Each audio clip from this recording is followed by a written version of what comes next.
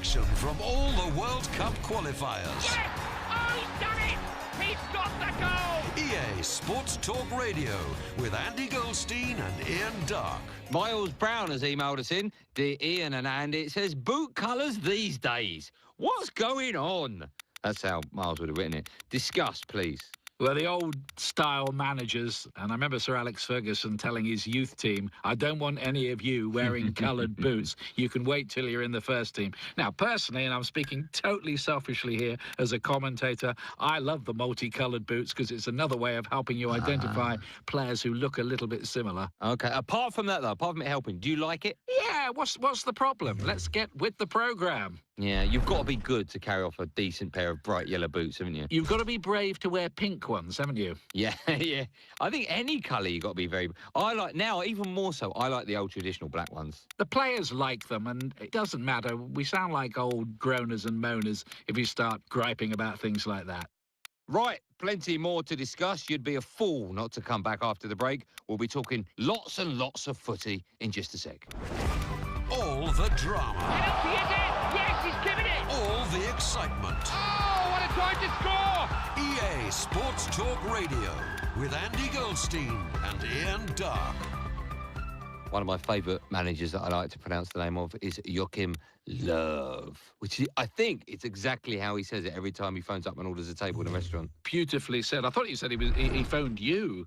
And does he ring you to give you the team news first? Hello, Andy. Who's that? It's Mr. Löw. Known universally in Germany as Yogi, and I think, without labouring the point, Yogi's proved himself smarter than the average coach. Oh, I love what you've done there. Of course, he was Klinsmann's number 2. Now he's the manager of America. Yes, he was number 2 when Jurgen Klinsmann's Germany side as host nation made the semi-finals. He's been in charge since then, and he's produced an attractive German side, but strangely enough, he's under pressure because people are saying that this German side look great, they look like they're going to win things, but in the end, they don't win things. But Germany have done something which I want to see more of at international level. He's been at Germany now for, 6 or 7 years, as I mentioned there, as the assistant, and very rarely, when a national manager goes, do they promote the number 2. And I think that's a huge benefit. Yeah, I think in this case, you'd have to say it's worked as well, because when he stops managing Germany, there'll be a queue halfway around Europe for his services. That's how highly he's regarded, even if there are 1 or 2 people with maybe unrealistic expectations in Germany who are now starting to label him as a failure. We're going to have a quick break, and when we come back, guess what we're going to talk about? Yeah, football, because we love it. See you in a second. Hi, I'm Clive Tilsley, and with Andy Townsend here, it's one of the qualifiers for the 2014 World Cup. Important match, Clive. Looking forward to it.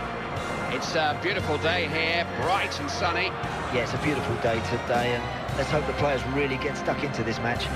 All ready to go here, but not until we've heard the national anthems of Tanzania and Morocco.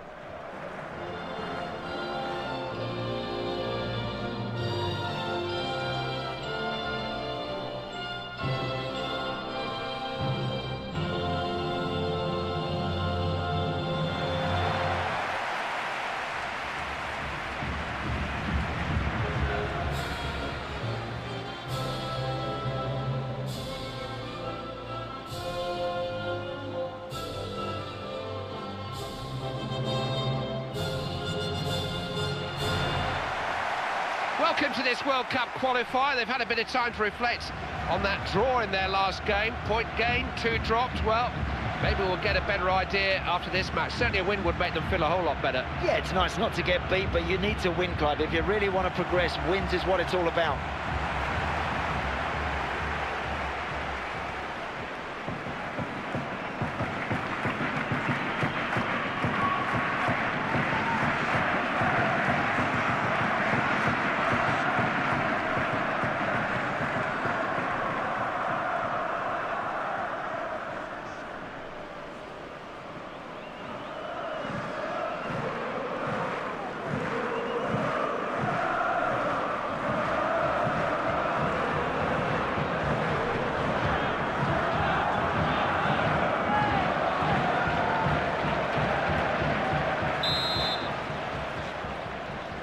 Referee checks with both of his assistants, and we're off.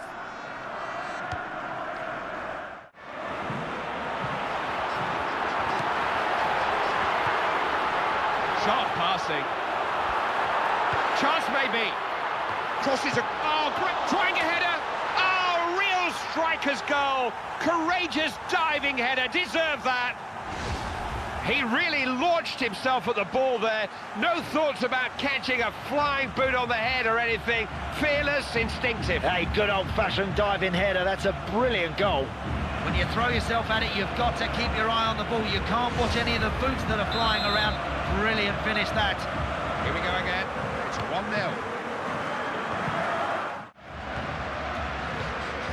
Karja.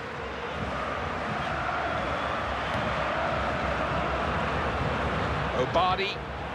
What can he do here? Goal! It's all level again.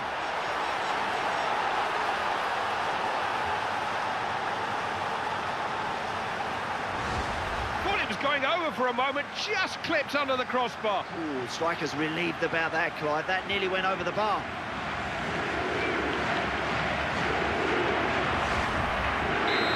As you were here, 1-1. Movement off the ball is as important as movement with the ball. Galfan. First half ends with a score 1-1.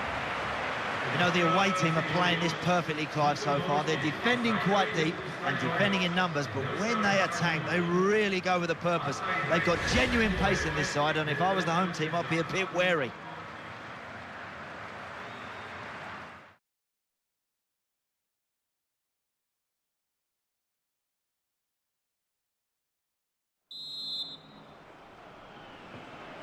So, what has the second half got in store for us?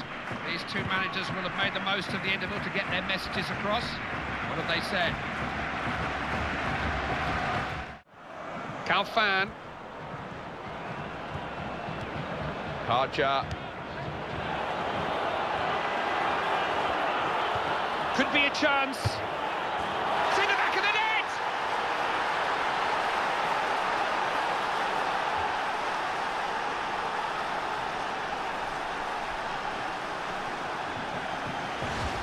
That's what you want from your captain, leading the way, setting the right example. I bet the manager wishes he had 10 more like him. Hey, they all look up to this guy, Clive, and now you can see why. That's a great goal. Couldn't have asked for a sweeter finish there. Right in the top corner. Goalkeeper, no chance.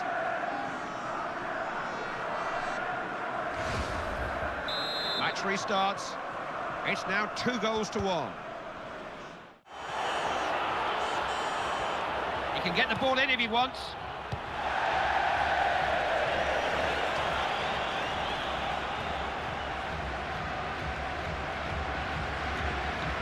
Look at this now.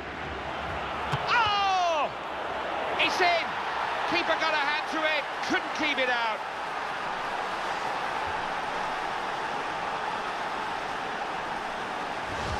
What a player. You just cannot put a price on his value to this team. What a goal. You know, he does things with the ball that the rest of us just dream about. Another angle here, Andy, different view.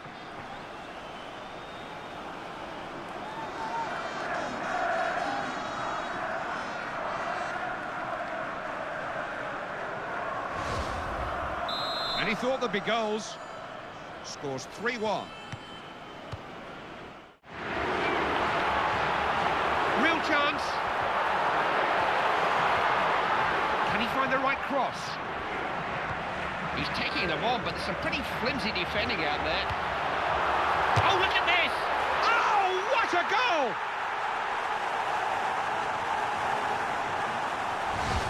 goal! Write this team off at your peril. They looked a beaten side not so long ago, but they never saw it that way, and they're right back in it now. Hey, really gutsy stuff, this, Clive. This is what we want to see, a team refusing to lie down and just throw the game away. Oh, I love goals like this, Clive. Starts with a beautiful cross, and look, what a finish. That's a terrific goal. Goals were always likely. It's 3-2.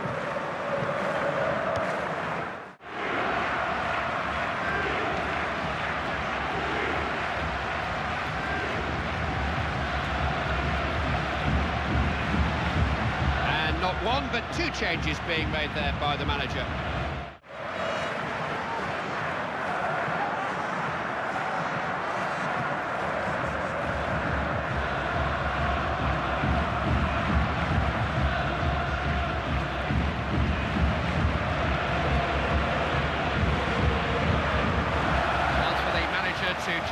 doing here. He's told the substitute what he wants him to do.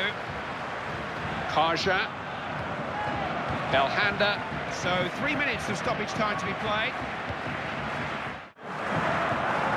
Here they come again. This may be their last chance here to get something from this game. Got it back, chance. It's full time. The referee calls a halt. That's it. There's just no stopping them. They've got that winning habit, that 100% record maintained here. Can't ask for more than that. Not at all. They've performed to the max. Every one of them has done their job today. They deserve to win. Thanks for taking the time to enjoy the game with us. This is Clive Tilsley with Andy Townsend saying see you soon.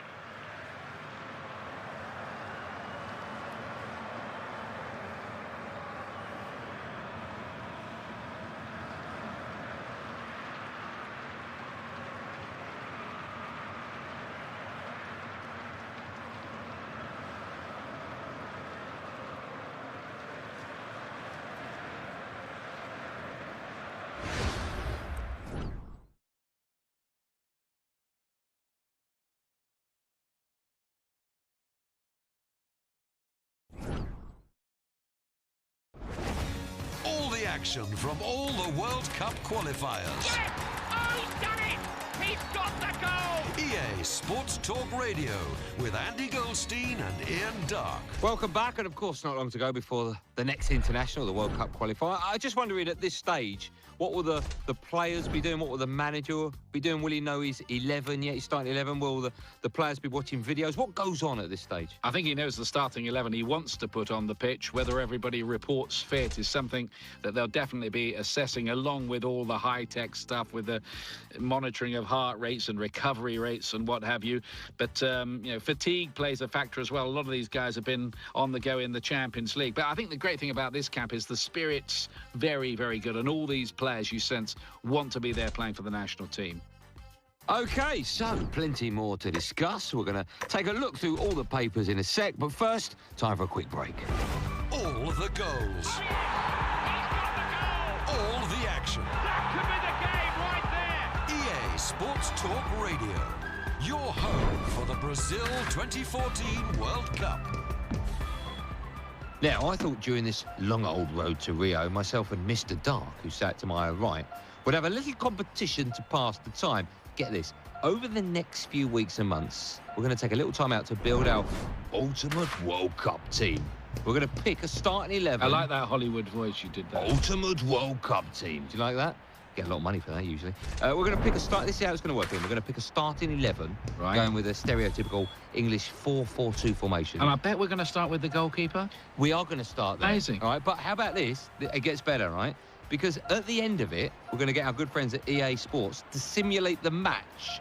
So we're going to actually see whose team would win, all right? Yours or mine. The only rule is, Ian, that all the players chosen must have featured, obviously, at a World Cup at some stage. And the team must contain a cross-section of internationals. So you can't obviously pick the 1970 Brazil team. Minus, of course, Felix. That's fair enough. Okay. All right. Yeah. So, obviously, as you quite rightly mentioned, we're going to kick off with goalkeepers. As you will. Do you want to start? Yeah. Well, I've done a short list. Now, on that short list, obviously has to be Gordon Banks. Yes. You think of the great save in 1970 from the Pele header. He's a great goalkeeper anyway. Hold on, let me ask. Are you picking the goalkeeper of greatness from what you've seen of him in the World Cup, or are you picking the great goalkeeper who's played at the World Cup? On World Cup performances, yes.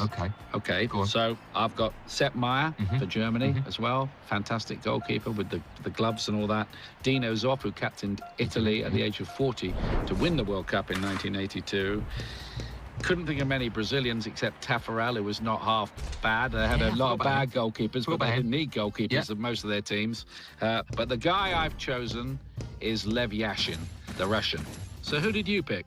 Well, you're going to have to wait and see, Ian. I'm not going to pick mine right now. I'm going to keep you guessing, and we're going to find out my pick for the player between the sticks next time out. Now, don't go anywhere. Of course, we've got lots and lots to still discuss. In fact, we're going to go through all the papers in just a sec. It's all coming up right after this quick break. EA Sports Talk Radio with Andy Goldstein and Ian Dark. Of course, in this World Cup, we have a bit of history being made. This is the first World Cup ever with goal line technology.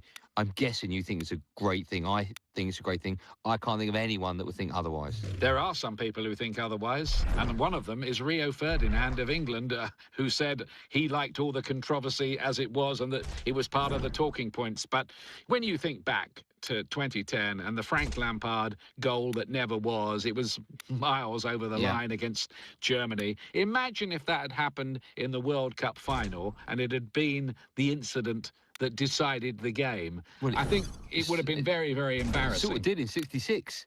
Well, there you go, you see. And somebody's going to put a goal line technology back on the old computer graphics of all of that and tell us what really happened. Of course, they're trying to tell us it wasn't a goal. But yeah, we all know it went over the line, of course. It was 4-2 anyway. Right, still lots more to discuss for obvious reasons. Please keep sending us your tweets, texts and emails. We'll go through them with a fine-tooth comb in just a moment.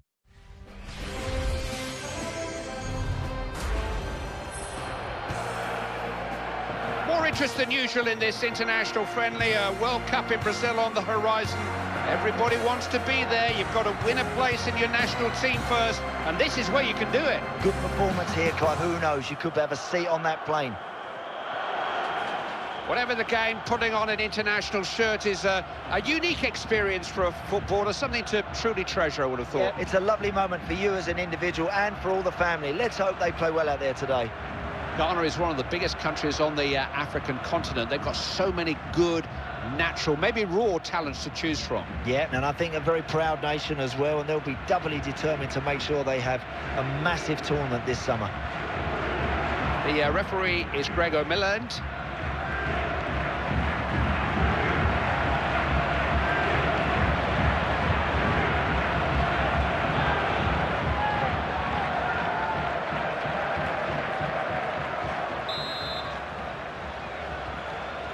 Ghana kick off the first half, a game that's really got everyone talking.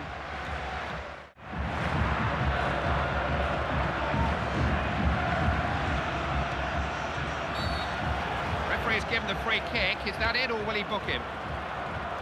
No delay. Might have a chance. Confident goalkeeping. Didn't just stop it, held it.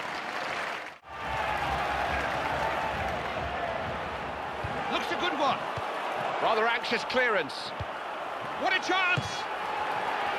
Ah, not the best of contacts. He's better on the other side. Yeah, that foot isn't his strongest point, I'm afraid.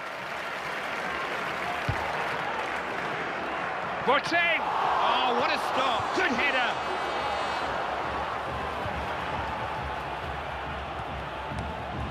Hassan Barba. Essien. Got a chance. Neat football. Chance here.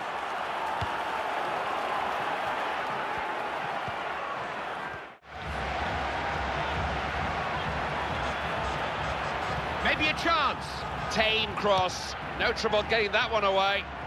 That's it for a first half that never really came to life. All very friendly. The game's just lacked a bit of edge and certainly lacked any goals. Yeah, neither team really prepared to run past the opposite number, are they? They're all just playing a bit within themselves. Good first half, very evenly contested.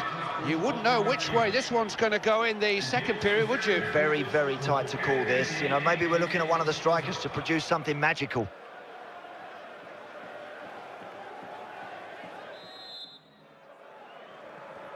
The story of the first half will have been reread and analysed, but the story of the second half is what counts. The defence just not looking right here. Is it a good cross? And the keeper's there to deal with the cross. Ghana have men forward. Making use of the ball. Has a chance here. Keeper parries.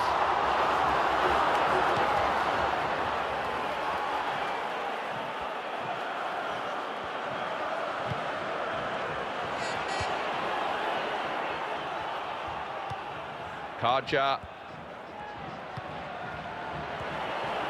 has options here.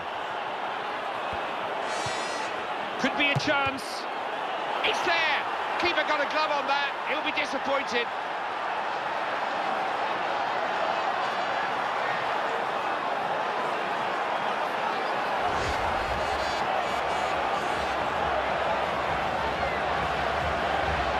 a goal that we'll ever get tired of seeing, this one. Here we go again. It's 1-0.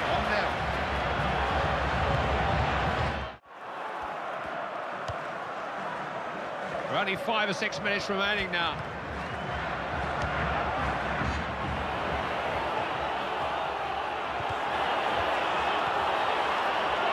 Skip past the challenge. Oh! Goalkeeper's done well, but it's loose. He's got himself into a good position with that run. He can put a crossover now.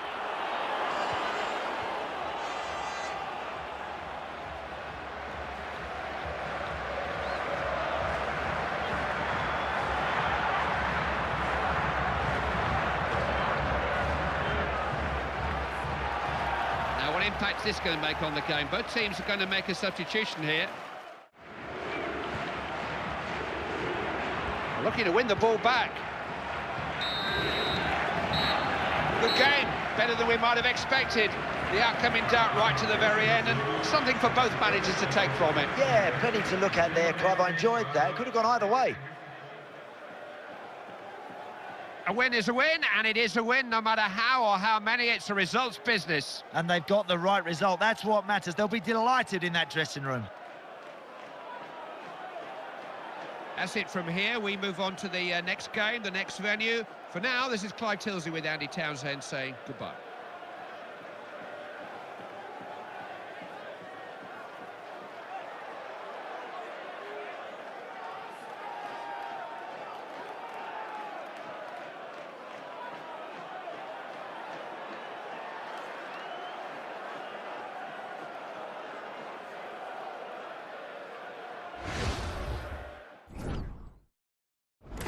All the goals. All the action. That could be the game right there. EA Sports Talk Radio. Your home for the Brazil 2014 World Cup.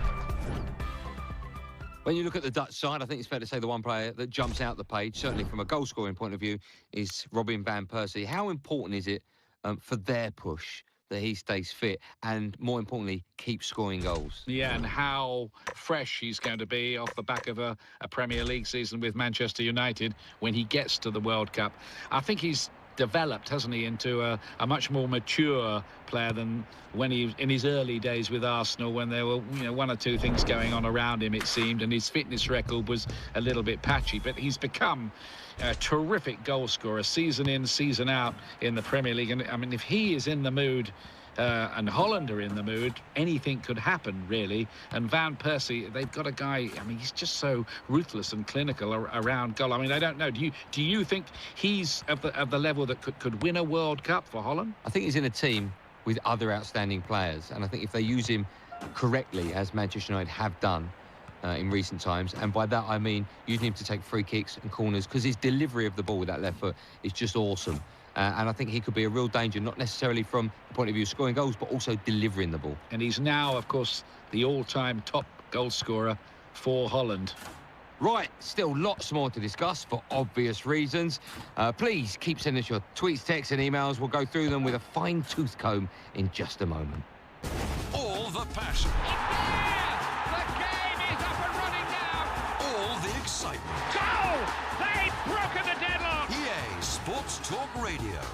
Your home for all the Brazil 2014 World Cup news. Okay, Rog, it's that time yet again, our favourite time, Rog. It's building our ultimate World Cup team time. Oh, it is. We're going to get to the midfielders, but a quick recap. Let's go through our teams so far after you, Rog, starting at the back, the man between the sticks. The obvious choice, Tony Meola. Tony M. You took.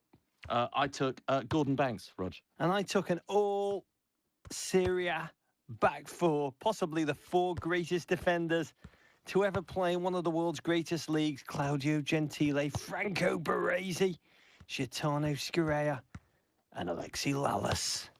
Yeah, and I've at the back going across Philippe Lahm, the Kaiser Beckenbauer, Carlos Alberto, and of course, who else? Steve Cherundolo. Okay, we're into the gut of the team, Dave. Midfield, the heart, the centre, the middle. I'm going to go for it, Dave. I'm going to leap on in. My first choice in the midfield in the Roger Bennett all-time World Cup 11. Step forward, you little Hungarian. 1954 World Cup. Oh, sorry, you're Spanish in the 1962 World Cup. I mean, you, Ferenc Puskas. Oh. You're in. You're in. I love any player that's called the Galloping Major. I love any player that was accused of only being able to use his left foot, and he said, I can only use one foot at a time, otherwise I'd fall on my buttocks. He didn't actually use the word buttocks. He used probably a Hungarian word for it, or a Spanish word, depending what year the question was asked. I also like that the only English words that apparently he knew how to speak, Davo, were jiggity jig. I think that's a good quality for a midfielder to have, but he was an ecstatic presence. He single-handedly eviscerated England in the 50s, and that's good enough to nail down a place in my team, if ever anybody was. Second, Davo, I went by the nickname route. I love nicknames in my midfielders. I thought very briefly about going for Paul Ginger Ninja Scholes. Love that man. Love that nickname. But in the end, David, there's only one nickname that we both love above all others. What is it? Warpig? Warpig. Yes, indeed. Get me my Belgium. Get me Mark Wilmots. Wilmots, you're in. Go and get a shirt. Or am I playing in skins? Are we playing in shirts or skins? You choose. We'll flip on it. Take your shirt off, Wilmots. You're on skins. Then, places are getting a bit tight. I'm getting a little bit worried.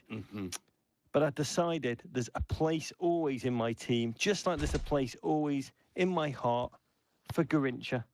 Yes. Beautiful, beautiful Garrincha. A man who despised tactics. Yeah. Just had a joyous love of the game, had no time for tactics, elated in beating his defender, then letting his defender recover, beating him again, so on. He just loved the ball at his feet. An exquisite player, so good that when Pelé was injured in 1962 at the beginning of the World Cup, Brazil didn't even need him because they had Garrincha, and he just led the team to victory. He'd been written out of history a little bit within the pantheon of Brazilian greats. He's a great on the Bennett Skins team, that is for sure. The final one, Davo. Yeah. I'm a little bit torn. I was going to go Johan Cruyff. Oh. I was, because that 1974 World Cup performance, Pythagoras in cleats, they called him.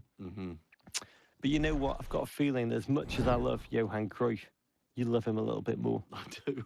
I You really do. So I'm gonna leave him for takers. I was gonna go. Platini, Zidane. Platini, Zidane. I love Platini. He looks a bit more like, as a player, he looked like the ball slowed and just rolled to him. He never seemed to break out of a run, but he still dictated games. He looked like a Madison Avenue advertising executive more than a professional footballer. You know what? I'm going to go Zidane. At the heart of every great team, at the heart of everything that's good, is a bald man, David. Zinedine Zidane. Complete that midfield four. Hello, I'm Clive Tilsley. Alongside me is Andy Townsend. This is a qualifying game, a World Cup stepping stone. Certainly is, Clive. Good to be with you here. Looking forward to this one. The atmosphere here is always a little bit special under the floodlights. Always a great atmosphere, isn't there, in evening matches? All ready to go here, and not until we've heard the national anthems of Morocco and Tanzania.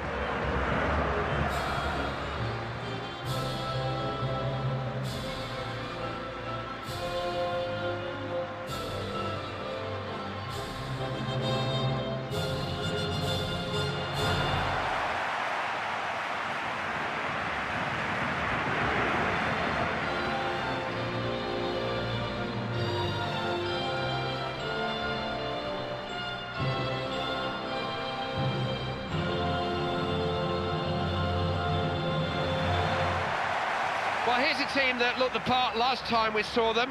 Let's see if they can put a run of results together and pick up another 3 points from this match. Momentum is all important in this competition. Well, I'll tell you what, Clive, in the previous match, they were very solid at the back. They knocked it about in midfield. And, of course, up front, we know they carry a threat.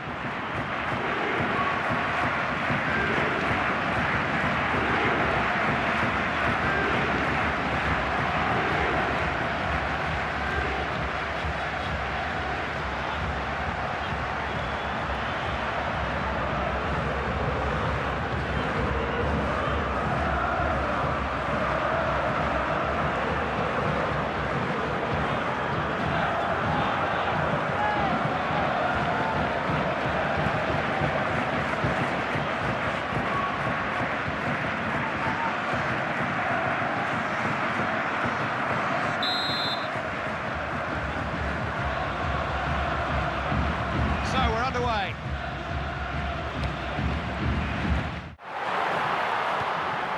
Karja. It's opening up here if he sees the men on his left. Neither about to give the ball up.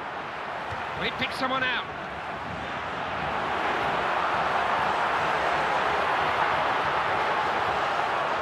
And news coming in from the game involving the Ivory Coast side.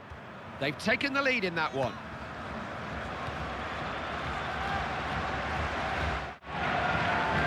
Gets the ball away. Haroud.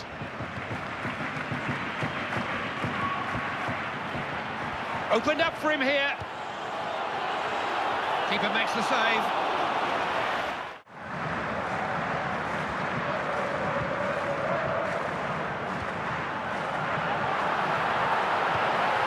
What can he do here? License flagged, offside. Needed an earlier pass. He's not going to get in behind this back four with runs like that, Clive.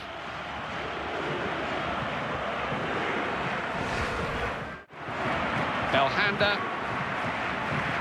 And an update from the game featuring Tunisia. They've managed to find an equaliser in that one. It's all square. He's been called offside here.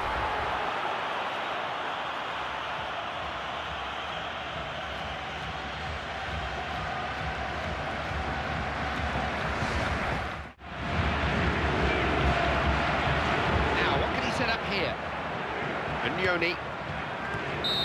The first 45 minutes ends with the score 0-0. Well, if I was in that visitor's dressing room now, I'd be delighted. I'd be saying, come on, lads, keep it going. Another 45 like that, and we'll have a very valuable point in our back pockets.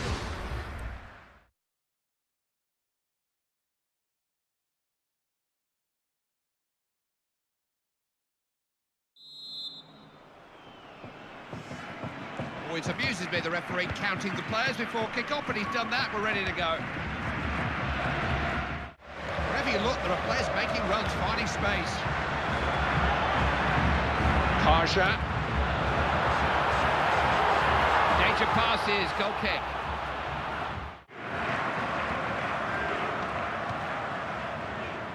Obadi. I must confess, I rather feared a game like this. It's not great, is it? No, not at all, Clive. That's an understatement. They haven't got going at all. No, both teams are much better than this. That's such a loose pass. Didn't seem to look. Handed them the throw. And a score coming in from the game featuring Zambia. They've got another goal. They're well in control there now. The manager looking to freshen things up here. He's bringing on not one but two substitutes. Obadi. Dovetail well, those two. Just got the ball away. And a play for a goal kick.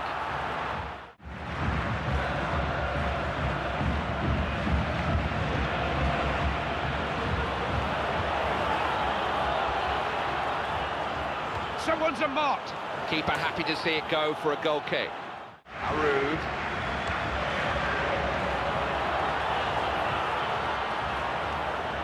To get his body in the way. Obadi. Where that point leaves them is something the manager will turn to later. His first priority would be to look at why they couldn't quite do enough to win this game. Yeah, nothing much to separate these two sides. Mind you, a point is never a bad thing in a qualifying game. That's it. Andy and I have got one or two interviews to do with players and managers. Plenty more to be said about this one. We'll catch up with you at the next game.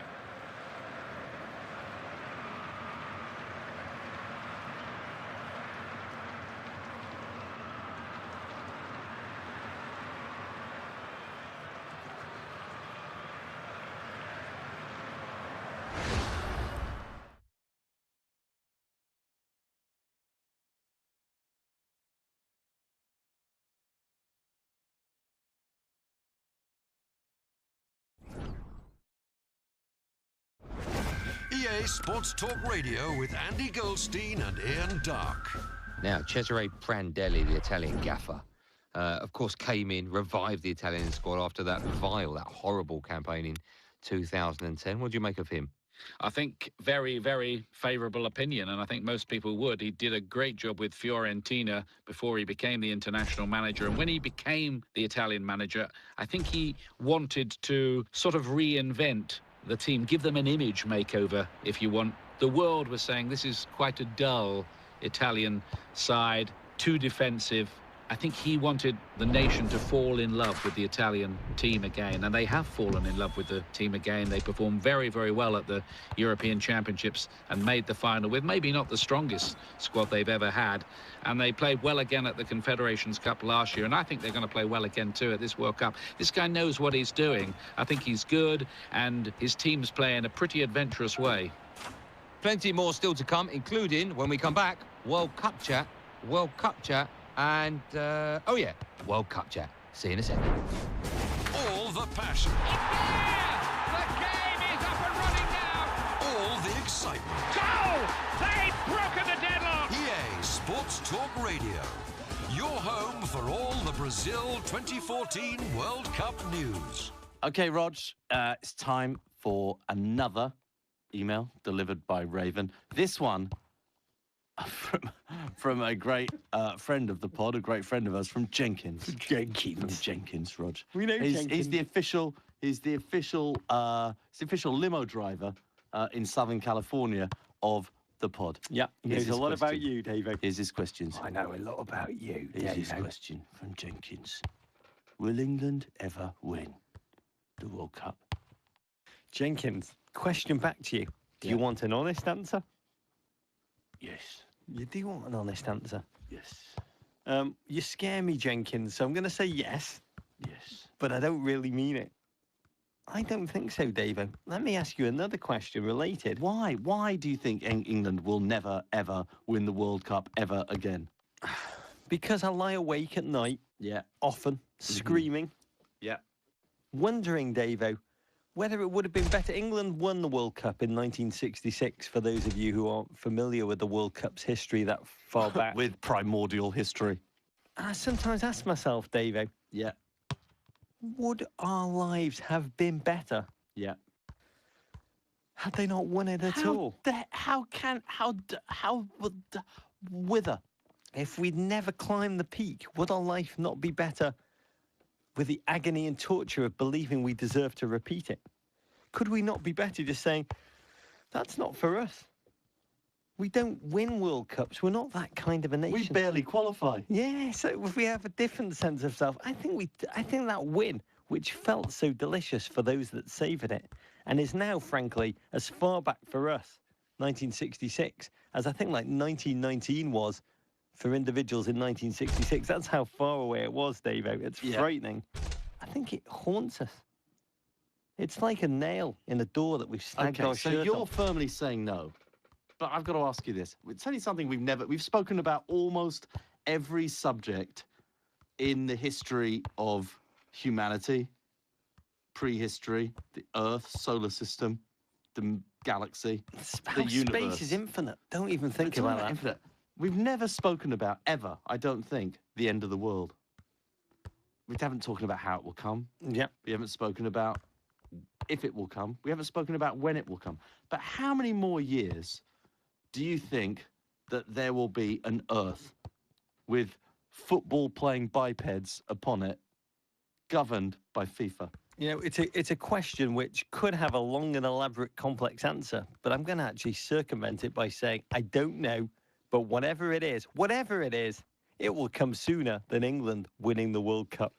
See, I think we've got at least 200 to 300 years to go. That is 50 to 70 odd World Cups to go. And I just think statistically, England will win one of those next World Cups in the next 200 to 300 years. And the best thing about that is that no one listening to this will have any idea whether I'm right or wrong. Okay, Rog, plenty more still to discuss. I just can't wait what you're going to say. I never know from minute to minute. We'll be right back after this. All the action from all the World Cup qualifiers. Yes! Oh, he's done it! He's got the goal! Okay, Rog, email time delivered by Raven. To the Men in Blazers, from Richard Hall. What is your most memorable Dickie Hall. individual moment? It's not a group moment. It's not a collective moment. It's an individual moment, Rog. Yeah. From past World Cups, if you had to pick just one. My most Memorable individual moment. You know, it's not a collective moment. all I can feel is my heart stabbed with pain, David, because it's hard to look beyond 1986, Mexico, Diego Maradona. Those men were our heroes, the English team. They were invincible. They were giants that walked the earth and just happened to select the England shirt to wear. And he showed us. He showed us.